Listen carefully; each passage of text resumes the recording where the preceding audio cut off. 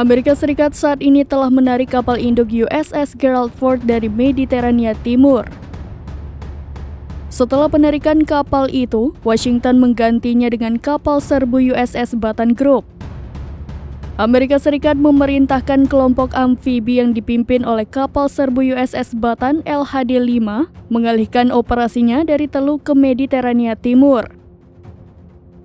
Kabar ini diumumkan oleh juru bicara Dewan Keamanan Nasional John Kirby pada Rabu 3 Januari 2024.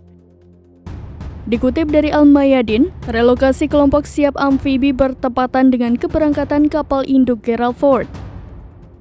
Hal itu menunjukkan bahwa Amerika Serikat berkomitmen besar untuk mengganggu stabilitas kawasan.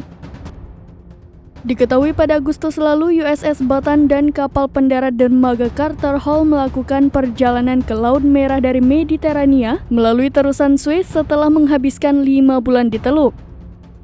Keputusan untuk memindahkan aset Angkatan Laut mencerminkan sifat dinamis dan ketegangan geopolitik di wilayah tersebut. Kini, keduanya akan bergabung dengan kapal perusak dari Armada kelima Amerika Serikat. Armada ini beroperasi di wilayah laut seluas kurang lebih 2,5 juta mil persegi, meliputi bagian Samudra Hindia dan Laut Merah.